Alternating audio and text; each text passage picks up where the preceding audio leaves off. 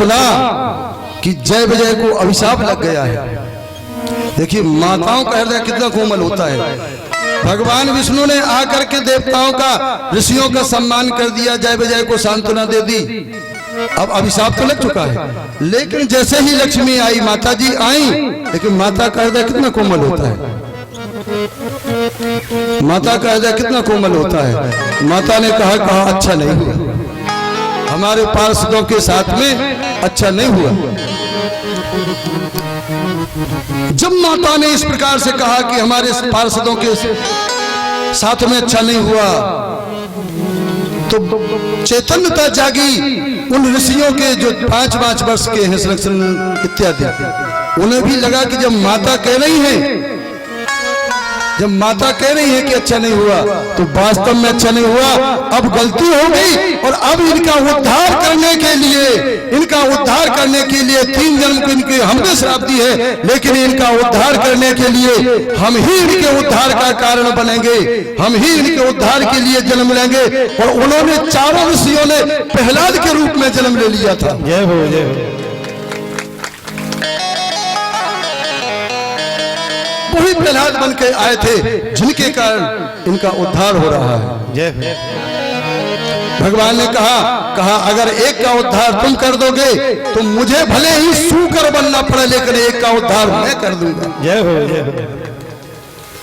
लक्ष्मी मैया ने कहा अगर तुम इनका उद्धार कर सकते हो तो माँ बोली मैं अपने पार्षदों के उद्धार के लिए भले ही मुझे लंका में निवास करना पड़े, मेरा हरण हो, मैं अपने पति से वियोगिन बन जाऊं, लेकिन एक बार मैं पृथ्वी पर अवतार लेकर के मैं अपने पार्षदों को अपना उद्धार करा दूंगी।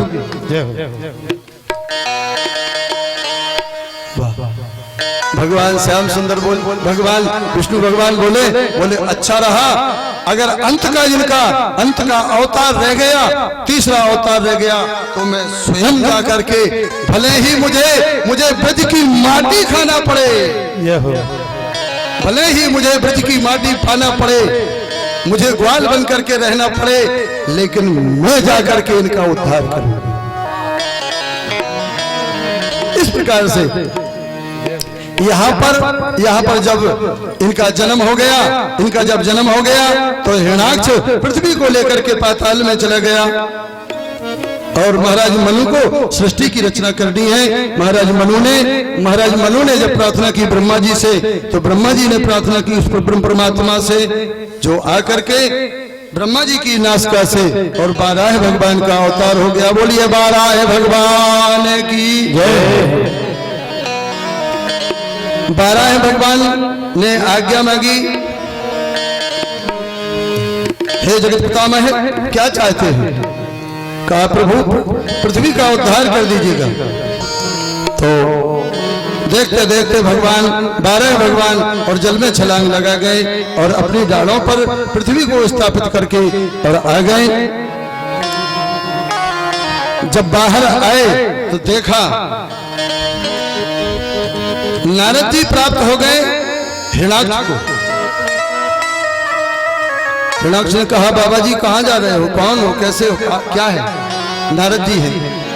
अच्छा नारद जी तुमको कहते हैं? नारद जी बीड़ा बजाना, भगवान का भजन करना ही जानते हो, कुछ युद्ध वगैरह जानते हो? नारद जी बोले भले आदमी, हम युद्ध करना हम जाने, हम महात्मा लोग, हम युद्ध क्या जाने करना। हाँ युद्ध हम करना तो नहीं जानते, लेकिन युद्ध कराना तो हम जानते हैं। बताइए, या तो युद्ध करिएगा या न तो शंका का समाधान करिएगा।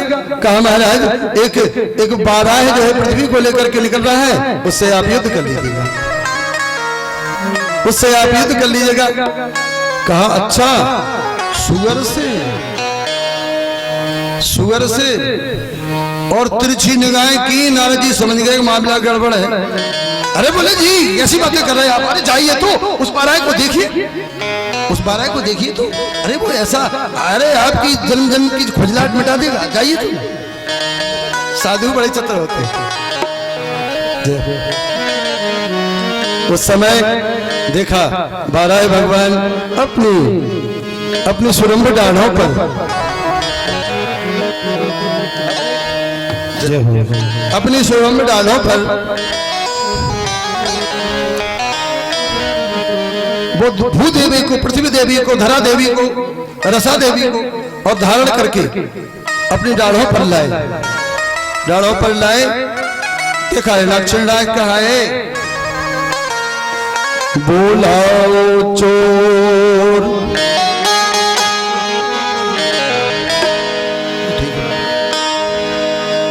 बोलाओ चोर न आगे बढ़े तो नाच की थाती है,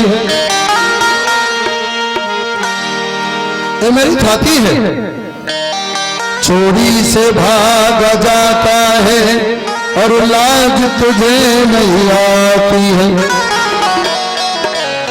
हिरणाक्ष ने गरज कर कहा, तूने ही तो कई बार मेरे पुरखों का वध कर डाला है, पर सावधानी से और देख अब तो हिरणाक्ष से पाला है। भगवान 12 बोले भैया उससे युद्ध नहीं किया जाता। किससे? कहा जो सर पे वजन रखा हो, जो सर पे वजन रखे हो उससे युद्ध नहीं किया जाता है, उसको तो रास्ता दी जाती है। हाँ। जो माता वजन रखे हो उसको रास्ता दी जाती है। जो पुरुष सर पे वजन रखा हो उसको रास्ता दी जाती है, युद्ध नहीं किया जाता उससे। जो माता गर्भवती हो उसको रास्ता दी जाती है, कितना बड़ा राजा क्यों ना हो, कितना बड़ा राजा क्यों ना हो। स्मृति का कहना है कि कितना बड़ा राजा हो अगर कोई माता बहन गर्भवती है, क्योंकि उस समय वो 2 हृदय होती है। राजा कितना ही बड़ा हो, राजा कितना बड़ा हो, लेकिन हमारी माताएं जब गर्भ धारण करती हैं तो उससे बड़ा कोई नहीं होता है, यानी उससे बड़ा भगवान भी नहीं होता है। क्यों नहीं होता है? कि भगवान का एक हृदय होता है, राजा का किसी का एक हृदय होता है। और जिस समय हमारी माताएं गर्भवती होती हैं तो 2 हृदय होते हैं उनके, इसलिए इनसे बड़ा कोई नहीं होता है, इनसे बड़ा कोई नहीं होता है उस समय। तो माता कोई गर्भवती हो उसे रास्ता देनी चाहिए। 70 वर्ष की आयु से भले ही वो छोटी से छोटी कास्ट का क्यों ना हो, जिसकी आयु 70 वर्ष की आयु से बागपाद स्मृति, मेरी बात को अगर अन्यथा कोई माने तो बागपाद स्मृति में ये पाया जाता है। 70 वर्ष की आयु से कोई भले ही जाति का छोटा हो लेकिन सम्माननीय हो जाता है, उसे रास्ता देना चाहिए। ये नीतिकार कहते हैं, ये नीति कहती है। चलिए,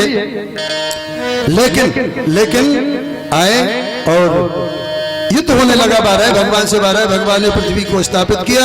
12 भगवान ने ब्रह्मा जी से पूछा इसकी मृत्यु बताइएगा। अब देखिए, परब्रह्म परमात्मा है और फिर भी अगर उसे मारना है तो सुंदर स्यात होना चाहिए। ये है भगवान की भगवत्ता। इसलिए भगवान है कि अगर उद्धार भी करना है, यानी जैसे हम अपना वध कहते हैं, मारना कहते हैं, तो वध भी सुंदर स्थिति सुंदर तिथि में होना चाहिए। सुंदर स्थिति सुंदर तिथि सुंदर परिस्थिति। उस समय ब्रह्मा जी से पूछा तो ब्रह्मा जी ने कहा, कालो ही सर्वेश्वरा पिता से प्रजापते है, इसे अवजित मुहूर्त में मार दीजिएगा। वध कर दिया, उद्धार कर दिया। 12 भगवान के ही शरीर से जितने भी यज्ञ 12 भगवान के शरीर से ही उत्पन्न हुए थे। 12 भगवान के शरीर से ही सारे यज्ञ उत्पन्न हुए थे। और मैंने बताया अभी कि पृथ्वी मैया ने एक पुत्र की प्राप्ति की थी जिसे भौमासुर कहते हैं। एक बात और इसमें आती है कि पृथ्वी मैया ने जब उस बालक को जन्म दिया तो पालन किसने किया? देखिए, जन्म कोई दे रहा है लेकिन पाल कोई रहा है। पृथ्वी मैया ने जन्म तो दे दिया, अब पालन कौन करे इसका? उस समय जनक जी महाराज यज्ञ कर रहे थे। जनक जी महाराज यज्ञ कर रहे थे और उस यज्ञ की भूमि में रात्रि कालीन बेला में मैया पृथ्वी गई और पृथ्वी मैया ने जाकर के और उस यज्ञ के स्थान पर उस बालक को छोड़ दिया।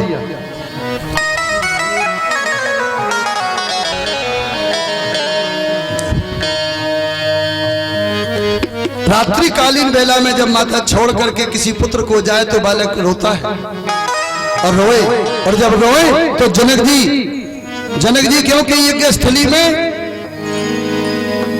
जो यज्ञ करता होते हैं, जिसे परिषद कहा जाता है, जिसे मैन जजमान कहा जाता है, वो उस यज्ञ भूमि में सोता है जहां पर यज्ञ होता है। और जैसे रोने की आवाज आई और जनक जी दौड़े, किसी बालक को किसी जानवर ने पकड़ लिया। जब दौड़ के देखा तो एक बालक रो रहा है, लेकिन स्थिति क्या है? देखिए, विचित्र स्थिति में रो रहा है। मनुष्यों की खोपड़ियों पे लेटा है। जय हो। मनुष्यों की खोपड़ियों पे लेटा है वो पृथ्वी मैया का पुत्र। राजा जनक ने देखा, दंग हो गए। कौन हो सकते हैं? भगवान भोलेनाथ हो सकते हैं। कौन हो सकते हैं? उस समय पृथ्वी मैया प्रकट हो गई। बोले भोलेनाथ नहीं है, कोई अवधूत नहीं है, ये मेरा बालक है, ये मेरा बालक है। आपकी पुत्री जिसे आप सीता कहते हैं वो मेरी पुत्री है, ये मेरा ही पुत्र है। मेरी कूख से सीता जी की उत्पत्ति हुई है और मेरी ही कूख से इसका अवतरण हुआ है, इसलिए सीता जी का भाई है।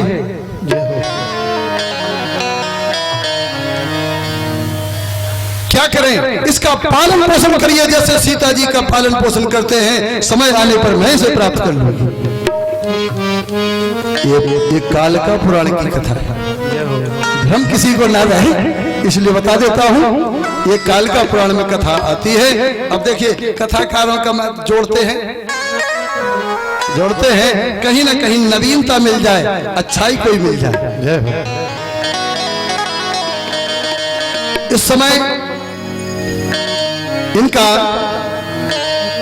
पालन पोषण सीता जी के साथ में और हुआ।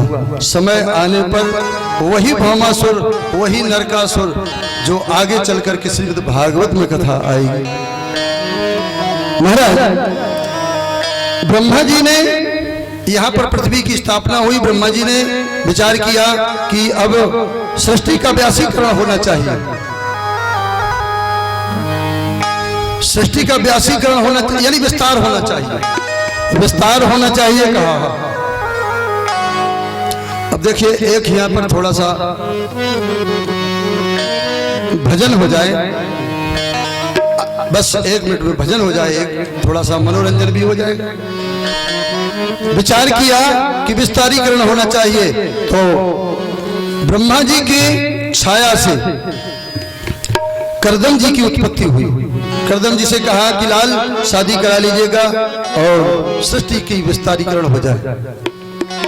करदम जी ने कहा नहीं, हम शादी नहीं कराएंगे, हम अपने बड़े भैया की तरह, अपने पूर्वजों की तरह हम तपस्या करेंगे। तपस्या करने लगे, लेकिन परिस्थिति बस एक समय ऐसा आया, किसी ऋषि के आश्रम में बालकों का फुदकना, बालकों का खेलना देखा। विचार आया, अगर मेरी भी शादी होती, हम भी अगर बच्चे होते तो नाम हमारा होता बबलू डबलू।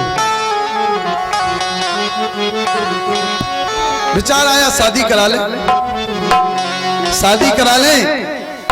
भगवान समझ गए, इच्छा तपस्या के द्वारा भगवान आए। भगवान ने कहा, करदम जी कहिए तपस्या किस कारण की है, बताइए। कहा, महाराज बस कुछ नहीं चाहते हैं, आपके दर्शन हो गए। कहीं नहीं, महाराज जी, हमारी इच्छा है